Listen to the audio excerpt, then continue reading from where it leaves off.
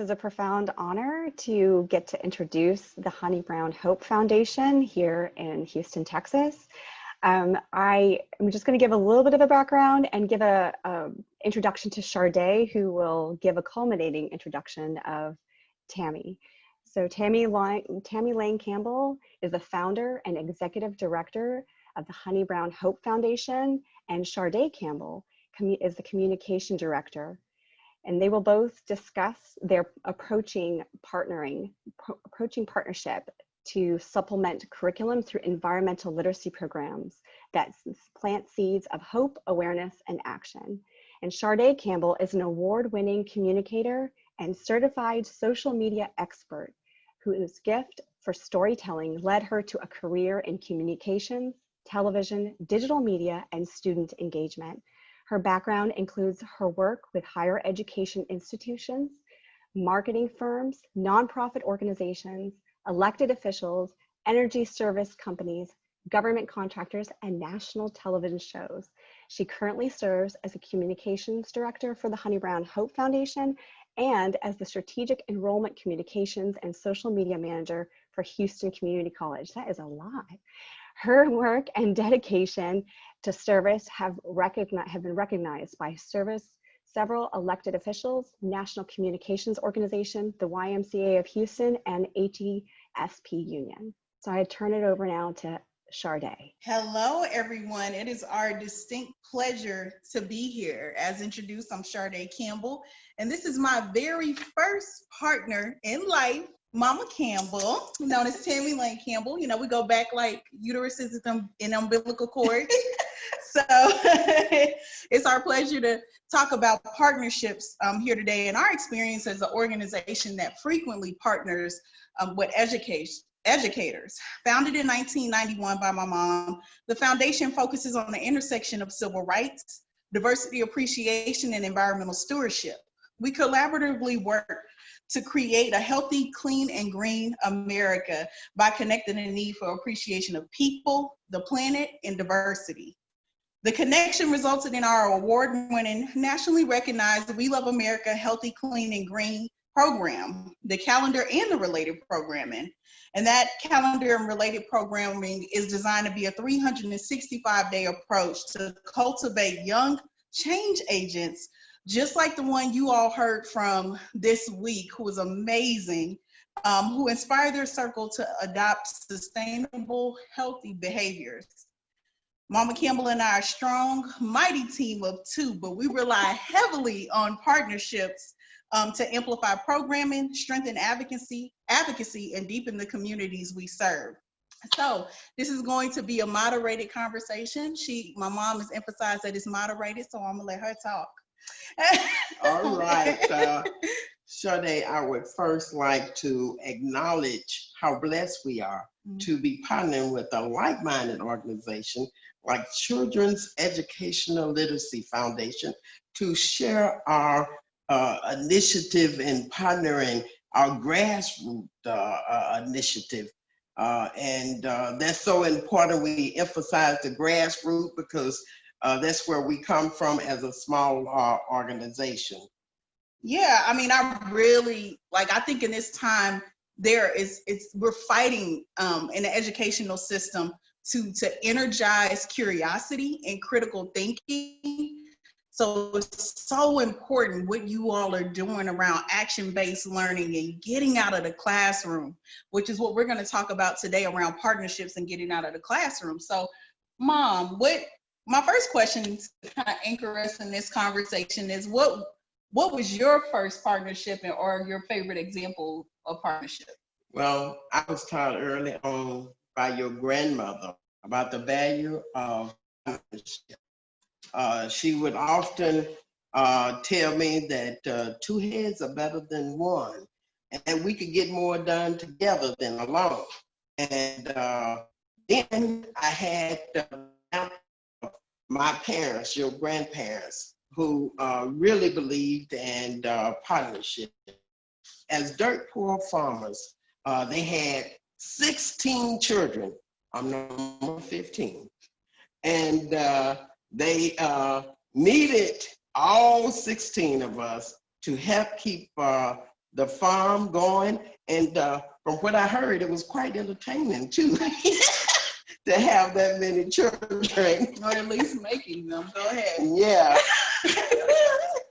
Well, now there are two other people that I think have demonstrated the importance of partnering. And they are Warren Buffett on his 50th anniversary partnership. Charlie and me certainly adds up to more than two. Bill Gates had this to say on the power of partnership in his life. I never done anything solo except take tests. But with that exception, I always seeked out someone. That's real good. And I think we have to really focus on the different relational contexts of partnership.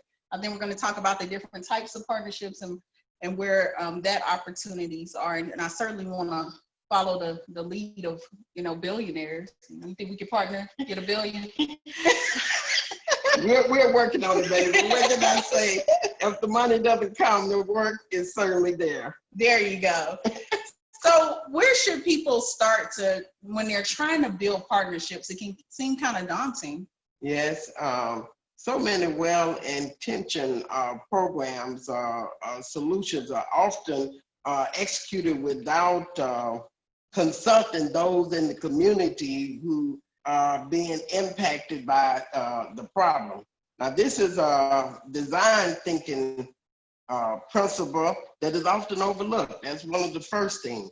And after jointly identifying the problem, you need to ask yourself some questions like, do you have a strategic goal? Because most of the time, your organization or your school don't have the infrastructure to really solve the issue that they're confronting.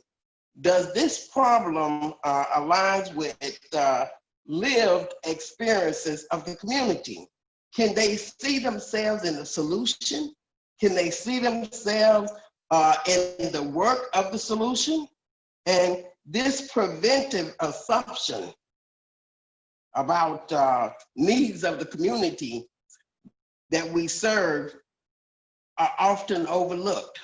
We want to bring in a solution without giving them the buy-in in terms of what the problem is, which makes them part of the ownership and feeling empowered in the solution.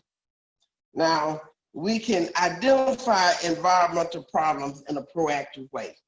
That's always important. That shows the common interest. Now, the common interest and the collective impact upon the community, and give them, as I said, that ownership. Then engage the community in the solution. Mm-hmm. See, when you're partnering with someone and you are supporting them in their efforts, you want them to own the solution and to feel empowered.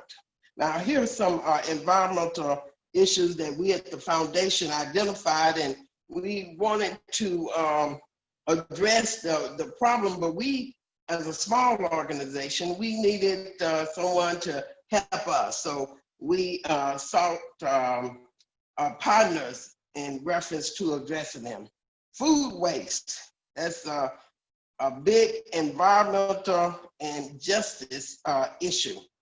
Studies show that schools across the nation waste an estimated $1.2 billion of food each year that ends up decaying in the landfills. Can you believe that? And causing methane gas, air pollution, land, and water. Then we partnered with the Houston Food Bank to really bring the issues forward in terms of food waste and what we could do and how we as individuals could help resolve this problem. Then we engaged the students to help them see the beauty of participating in a beautification program, and not only a beautification program, but how they are seeing their surroundings and documenting that surrounding. And we sought fiduciary sponsors that partnered to help us produce that environmental awareness calendar that had 365 days messages about the problem and how we all collectively could address those problems and solve them. That's real good. I think, you know, starting with a consensus on the problem is so vitally important. We identify problems and then we come up with solutions, but we have to identify and having a consensus around what that actual problem that needs to be solved. That's still what we got to get on. We have to get on the same page. And as the official hype man of the foundation, as a communications director, I think we just did a recent partnership that I wanted to make sure we called out around sanitation workers. And that was your vision. And, you know, they're undervalued essential workers and Earth's caretakers. And that was an awareness-based campaign. And so we partnered with hyperlocal media to amplify, and elected officials to amplify the importance during Waste Workers Week. Yes, and sanitation workers are essential workers. Mm-hmm. They're unseen. But I tell you one thing, let them shut down and we will see the value of their work. Very much so. And you know, having the students take those pictures, that's what we partner with educators the most, and having to partner, and we usually have to do it at a campus level. Yes, and really engage someone directly in that school to take ownership, that see the value of an environmental program, not just an educator, but someone that has an interest. And that's why I appreciate participating in the children's education literacy program. And this is quite impressive, because you have identified people of like minds who care about the environment. They can carry the message and make the word of mouth really a powerful tool. Yeah, I mean, that's a hub. I wish we would have known about this earlier while we were pedaling on a campus level trying to get buy-in. There's like a whole repository of environmental educators here who get it. Like, that's so important. So we talked about where to start with the problem, and you spoke a lot about community. So how do we engage the community as an actual partner? Well, first of all, it's very important for us to engage the community at an early stage, making them a part of the solution, buy-in, where they feel valued as a community and feel that they can provide solutions in terms of the issues that they are dealing with in the community. So when you engage them with not coming from the standpoint that we have the solution, but coming from the standpoint of what would you like to see change in the community, and how would you address that, and then working together jointly to come up with the solution. And once you have that buy-in and they have that ownership of the solution, you can move a lot quicker. Yeah, I agree. And I think we go into communities and are often called to go into communities that have an array of different names, you know, underserviced, marginalized. And what we found is that the schools are looking for partners that their student body can identify with. Why is that so important? Well, it's so important, just as it's important for the educators to have educators who look like the community, the student body that they are serving, because in that they see that if that particular person can achieve and can be an educator, so can they. So for to see people who are similar, and it's important for students to have that type of value instilled in them early by someone that looks like them, and then also from the diversity standpoint of others and knowing how to work with others. So it's a combination, but that's a very important part of it. Yeah, and in our conversations, I know you've cautioned people who reached out about partnership to be conscious about the industries that they're reaching out to, or the partners that they're reaching out to, make sure that those partners are responsible, like in the community, and who should be held accountable if there are any misdeeds in the community as far as partnership, or not having a partnership when you recognize that. Well, you know, partnerships can be developed from all different standpoints. From looking at the standpoint of like-minded, and looking at the standpoint of those who are creating the problem, and educating and informing and engaging, and really making a difference in terms of how we can work together on the solution. You know, it is my philosophy that anybody can identify a problem, but how many people can work together on the solution? As I identify a problem, I have a responsibility to come up with a solution. So it's very important, after we've identified those who may have offended the community, give them an opportunity to really be proactive and support the community. Yeah, and righting those wrongs. Goodness, we're hot in these streets today with this phone. I think, you know, when it comes to community, and you talked a little bit about having to see yourself in that work, but I think it's so vitally important that we have to connect them to all the different connections around why that solution is so important. Something that came to mind to me when we were kind of talking things through for this presentation was someone who had came into Habitat for Humanity, who had explained that beautification is a part of a city's retention strategy, right? Yes. So when we're saying there's no jobs in our community, like people aren't connecting that to beautification efforts. We have to help them understand, and then be really careful about not connecting poverty or making poverty synonymous with non-beautiful spaces. Oh yes, and how valuable working to beautify your community in terms of having industry, attracting industry, and also setting a mindset, a healthy mindset of your community in terms of how it looks and how you feel. All of that is connected. You see planned neighborhoods that have the tracks and the trees and the lakes and all of that. That's part of a healthy environment that also impact the person mentally.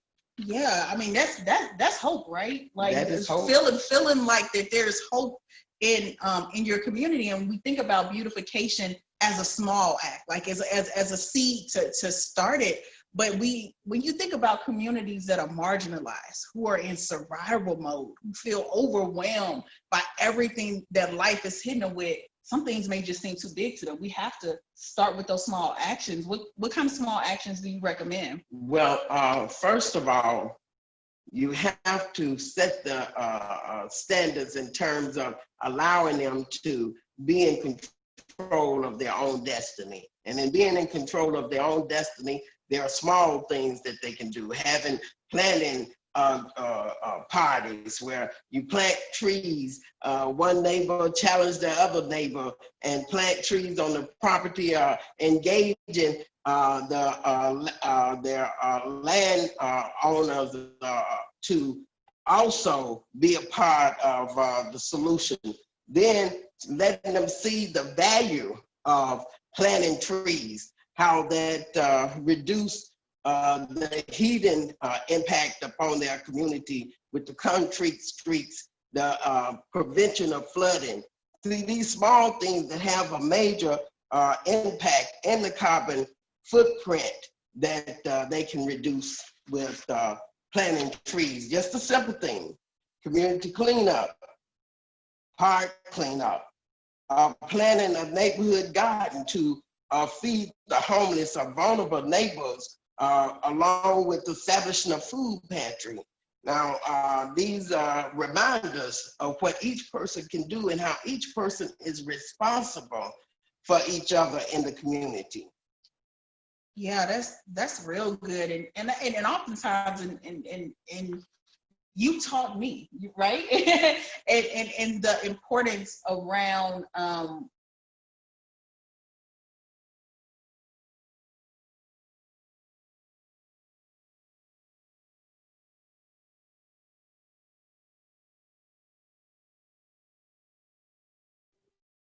Looks like we may have the lost. social resources for students, right? And part of that in the gardens and the food insecurity that's running rampant.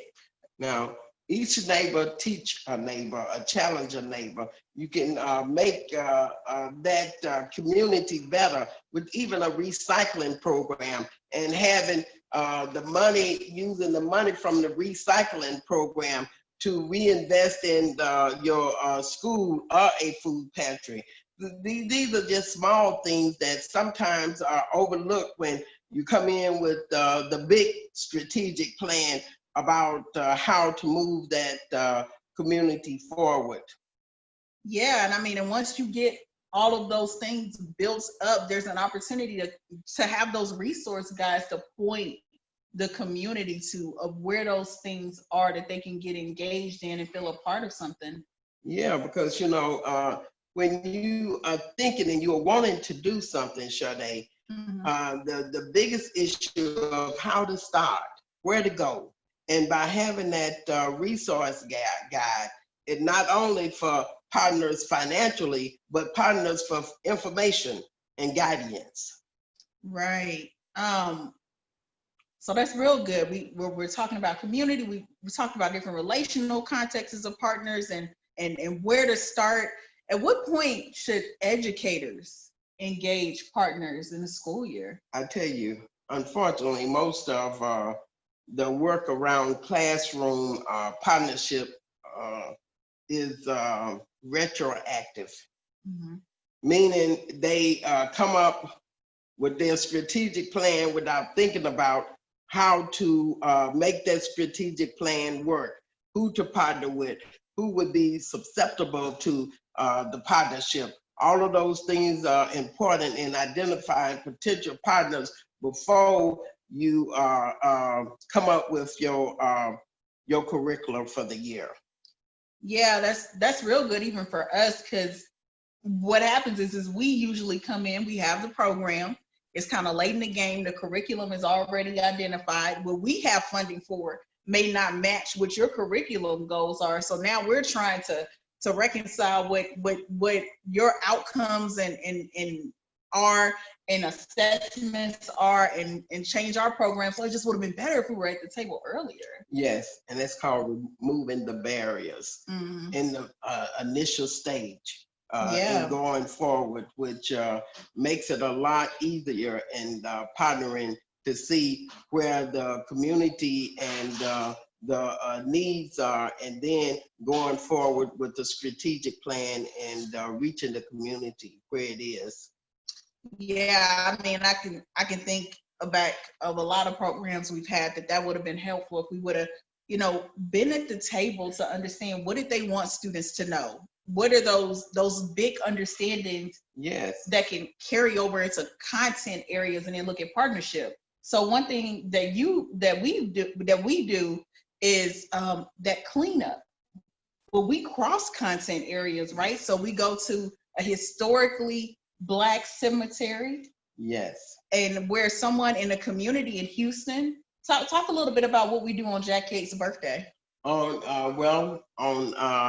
honor of Jack Yates. See, when we are talking about honoring the work of environmental people, Jack Yates were the founder of the first public park, and that's what you call being environmental aware and knowing the impact of the community and having a place to celebrate without interference and owning land and all of those things, but cleaning up and making sure that people are aware of not only his contributions, but all of those who are in that cemetery, that they deserve to have us look after their the well-being of that land and that community. Yeah, and I know we have people from different states, so I want to talk, just give a little context around who John Jack Yates is. Jack Yates was a freed slave who bought land that became Emancipation Park. Yes. That became the epicenter of the celebration for Juneteenth celebrations in Houston. And so he's buried in that historically Black cemetery with Buffalo soldiers. And I'm not gonna lie, other freed slaves. And other free slaves. I'm not gonna lie, y'all. She said, we're gonna go do a cleanup at the cemetery. I said, come again, say what? But the big thing where I was saying crossing against content areas was that you do a history talk to anchor people in the history that is there after we do the cleanup. That is correct. And also engaging them in terms of cleaning up their own community and the impact of cleaning their community and why it's important to make sure while we are looking at other folks in terms of what they are doing and how they are polluting the land and not thinking about what we are doing and what we can do individually to make a difference in the way that climate change and all of those impacts, all of those things that we can change individually and collectively. Yeah, that's real good. We've talked a lot about the opportunity and the value in partnership, but you know, in the words of the urban philosophers, Will Smith and Jada Smith, how can we avoid an entanglement, right, while striving for partnership? Well, well, that's kind of a good question, Shar-day. Entanglement. Well, you know, first of all, you don't, and I will say this, you don't want to be paid off. And what I mean about that is sometimes when groups go to a company, they will say, well, we'll make a donation here, and they continue with the same bad habit. You don't want to have partners where they are not truly really looking at the impact of their carbon footprint. And we want to change minds. We don't want to just get sponsors. Yeah, I mean, I think if you start with integrity, you can avoid an entanglement. Yes. There you go. Tweet that out. You know? No, I'm just playing. I think also too what we talked about about starting early. I think if you start early and you're building that curriculum and not doing it retroactively, then you have that grace and space to really determine if there's alignment and capability there. I mean, compatibility there. Compatibility and flexibility. Mm-hmm. Looking at what would be mutually beneficial when you are seeking partners and trying to make a change. Yeah. So we talked about these corporate partners and the opportunities there. I mean, because we do the fiduciary aspect is important. So let's talk green, you know, not our type of healthy cleaning green, but money green. Those are partners, right? Those are partners. Those are partners. And of course, for transparency and accountability, and I would think an environment report card would be a great thing to do in terms of educators, where you are letting the community partners know that we're holding you accountable, that we're keeping a grade on you as well. And of course, with that, having an award ceremony and giving them the pat on the back as we give students pat on the backs. Everyone wants to know that they're doing a good job, but also letting them know when they aren't doing a good job. So having a report card is a great way to hold businesses and community business accountable. And then having a recycle and reduction award recognition. And with that, that's where the green comes in. Mm-hmm. If you're having an award ceremony, you have sponsors for that program. You use that money and you invest back into the community. And so when you're looking at sponsorship, a lot of times with a small organization, you have to go from a program standpoint. Mm-hmm. And that's how you raise money for ongoing programs. Yeah, and you know, we talked a little bit earlier about, and we keep going back to this, early and often, because those programmatic offerings are connected to what was outlined in those sponsorship requirements, and just being open and flexible to seeing how, when we bring a program as a partner, how you can connect that to existing outcomes and across areas, right? Yeah, of course, across areas is not only what we want to do in the community, but that's an issue that educators need to strive for in terms of engaging their fellow educators and getting out the message, because environmental awareness can be taught in all subject matters. Very much so. Yeah, so I mean, even when you're trying to get your other teachers on board, that's a form of advocacy. Like we're converting people from believers to champions. And so that's that first seed of advocacy. But how would you recommend we leverage partnerships to strengthen advocacy in other areas? Because this group of people is out here advocating. They got these babies out here at town hall meetings and legislators. I was like, this is amazing. So what are your recommendations around strengthening advocacy through partnership? Well, my first recommendation is to keep doing what you're doing. You guys are awesome. Keep the environmental conversation going with students, parents in the community, through social media, streaming on Facebook. You know, they use Facebook to catch trucks, so you can use Facebook for pretty much everything. And Zoom town hall meetings and getting on the agendas to present at town hall meetings, presenting at legislative sessions, city hall meetings that consist of, and then going to the smaller aspect of it with house meetings, with virtual small gathering of people who invite people that they know and trust to discuss environmental community issues, concerns. And then develop ways to work with conventional media to get out the word about students. Now, you know, everybody loves to see a young person, the future, engaged in the future of the earth, because the future of earth depends on whether they have a home or not.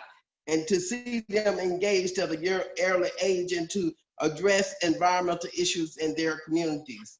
Please don't forget to track your progress and celebrate your success. Each of us have so much of an investment in our home, our earth. That is all of our homes. And it is our responsibility to keep it healthy, clean, and green. It's in all of our interests. I agree. And that's real good, Mom. When you think about just the difference between generations, I mean, young people are just not interested in incrementalism. They're like, look, we got to fix this. Let's do it now. Let's be loud. Let's be proud. Let's march up. And so I think it's so important that we report out progress and engaging with it with this next generation, because it could get lost in why and whether or not what we're doing is actually working. And so working with these young people and young little environmental change agents, we have to anchor them and to keep the movement moving. Right. And to ensure that they will have a future home. Yes, in Earth, very much yes. so. So I believe we're right at our scheduled time of being open to questions. Thank you, ladies. That was amazing. Thank you. Thank you. So if you guys want to go to gallery view, we can open up the table for questions. You feel free to put it in the chat if you don't want to speak out. Amanda, we have a comment from Danielle about Buyin. Oh yeah, she said, Danielle says that the buy-in is the most challenging part, I believe. It is, yeah, I mean, us coming in from the outside as partners, we struggle with buy-in, having to be at a campus level. It would be a lot easier. Our stronger engagements have been where that departmental, the department at the district level was able to anchor, kind of trickling that down across campuses. Yeah, well, the first order of business is getting the approval from the district level to go out and venture into the individual partnerships at schools. But I mean, there's also an opportunity for them at the campus level to kind of take that charge up to district for you as well. So when you already have those relationships, or you've identified a partner, then they can do that work to remove that barrier for organizations. The district, the first, I would say, the first contact would be at the district level. Most districts have an environmental program, and if not an environmental program, going to the science department to try to get a buy-in initially, where you can get a letter of support from the district. And then when you go out in terms of the buy-in from schools, and when you're talking about buy-in from schools, you're talking about teachers who are already overwhelmed with requirements of what they have to do and what they have to teach, and being on time and on target. So you're going to have to really be intentional about who you partner with, and having that extra resource so you don't become overwhelmed as an educator.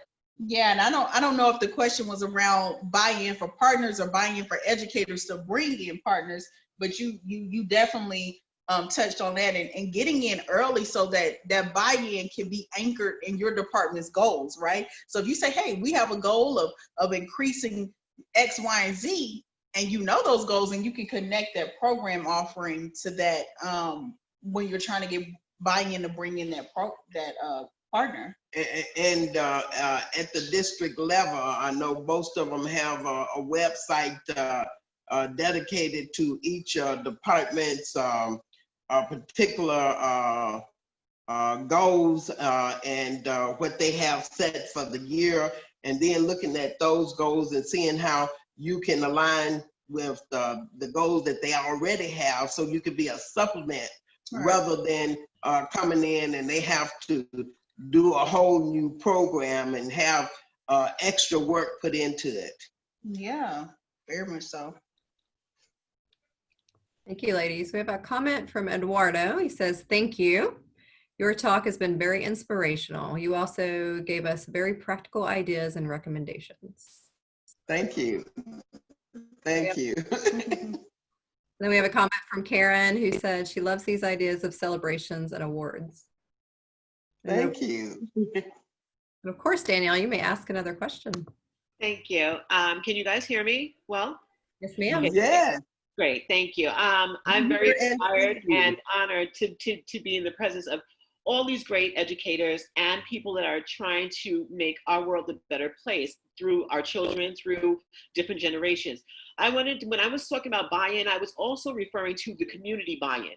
How do we get the community to buy in on this? I have a friend that lives in Queens. She's an educator as well. She wrote a grant for her area to have a garden put in and to do classes and free classes for people to come in, and it would be therapeutic to learn to sit down and talk with your community, grow a environment and talk about that and just really be a community. When she started the classes, she got the grant, she got the space, and she started the classes. Absolutely 0 people showed up. And this is something that was free. So when I'm mentioning the buy-in, I want to know, and I don't call them underserved communities, I call them untapped communities. We haven't tapped into those resources as of yet. So I call them untapped communities, not underserviced. We are untapped. I love that. Thank you for sharing that definition. And I just want to know, how do we get them to get that buy-in? Maybe in her area, maybe a garden was not the right thing to do. And you were talking about going around and asking what your communities need. So how do we do that? Do we do that by a survey? Do we go out now? And especially in this time where Corona, the financials, and everything is so sensitive, how do we get people to buy in? And that was my buy-in part. Okay. Thank you. Excellent question. Thank you. And I kept interrupting you. I apologize, but that's an excellent question. First of all, now it's according to which community you're in. And one of the biggest partners that we in the African American community have is the church. And if you're talking about a community garden and providing people who are vulnerable with food, if you reach out and partner with the church in that area to bring people into the program, and also when you're talking about space, where was the space? Was the space in the community or was it at the school? It was in the community. It was in the community. Excellent. Yeah. Okay, next thing in terms of offering extra credit in addition to the food, offering extra credit for the student to receive. Now that, and you're gonna get a lot of that, whether they are high achievers or low achievers. High achievers always want the extra credit. Low achievers always need the extra credit. That's good, thank you. You're welcome. And one thing, we do, we call ourselves a program on wheels. And so it's not like we can send out something and be like, oh, we can bring the whole city out. I think a lot of people struggle with that. And that's why we go where the people are, right? And so we go where they already have to be. And then we look at, how can I remove the barrier of them having to come to me, right? And how do I establish that that partnership early on? And I think if she, it's difficult to get a grant and then have to go get the people that you have to serve. A lot of grants are calling for the community-based organizations. Partnerships are already be set up because there's been an issue with trying to go get them. But if the students are already in school, if the parents are already coming at certain times, can I work with the district? We've had students bust in to programs when we get district level support. But your idea around extra credit is incentivizing it, even when it's free, sometimes it has to be incentivized because people they're not connecting to the value quite yet. Yeah. And even having days where you, if there's only a few people, you offer an incentive for them to bring a neighbor or a friend to the program. And it may be that you can't get them in for the garden, but you bring them, maybe you connect with another partner that can do a food distribution at the same time. I mean, we live in Houston, we have the largest food bank in the country. So if you come in and plant and can pick up a already pre-boxed pair of food and see how you can anchor that in the work of other partners. And then that food garden can also be a resource for the community pantries. So partnering with them to have them to redirect, because sometimes they run out of food, and even when they aren't, it's hard for them to come with fresh foods on.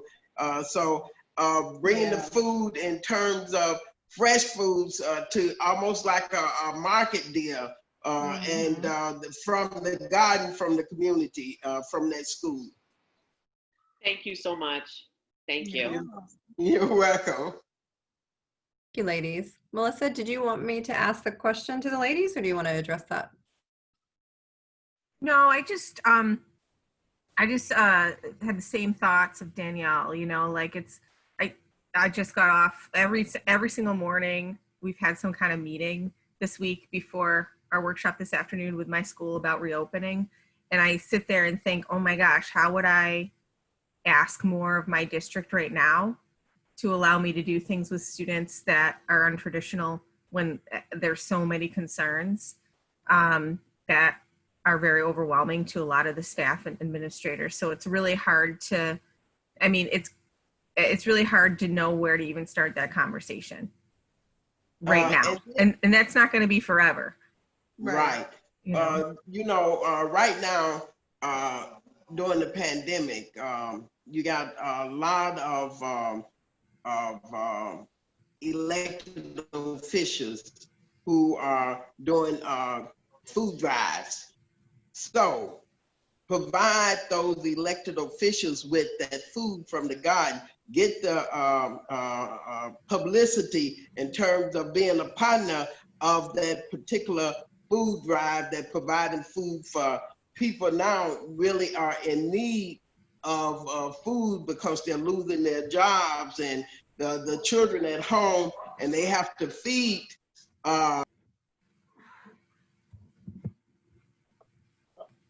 Shar-day, you guys are on mute. Still on mute. Shar-day, you're on mute.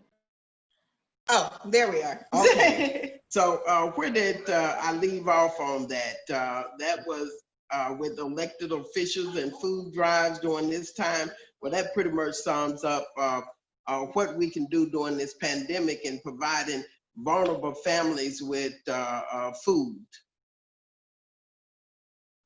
Thank you, ladies. And Dee wanted to add to the comments that have been made by Danielle and Melissa about community engagement. She said that in her community, she has multi-generational households, and she's had some positive response and interactions with grandparents because they are playing the role of parents while both working parents are in throes of working while their kids are at home. Well, with grandparents, you have and I don't know what age, but they have food sometimes that they deliver to senior citizens. So if you connect with the senior citizen programs and providing fresh food for the household, they will get that food to the grandparents, to that household. And I think one thing that we've anchored our approach in environmental literacy in is that your baby, your grandbaby, you'd be like, no, we have to recycle, grandma. And so there's this opportunity in multi-generational homes to create that change where people are already kind of been set in their ways. Yeah, because, we listen to our grandchildren first and foremost. And when we feel like we are making a negative impact upon them, and they're thinking, well, look, grandma, you need to do so-and-so. And we are saying, okay, baby, I didn't think about that. So that's a good thing when you are educating from a generational standpoint, and with the calendar that we have, with having photos from young people that motivates the older generation to make sure that they're doing all that they can to have a healthier environment for their children. Yeah, and we anchor that also too in recognition. So when those students participate in that calendar contest, and we have environmental tips every month for that contest, and then they see their photos and they're bringing their grandparents and they're bringing their mom, and they say, oh, my baby getting recognized.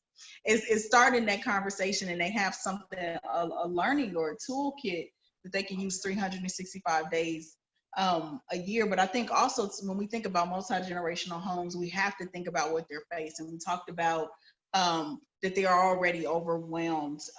Is it something that I'm making them come to me? Can I meet them where they already have to come? Can I frame the value added and taking away something that is burdening them? Right. Where is that opportunity in the messaging to put that value first, or to add value and anchor it in something else that you kind of hook them in? I mean, well, the first thing in terms of the common interest, you got, we all have the future, our children interests at heart. When you speak with the older generation, they will go the extra mile when they don't feel like it for that child.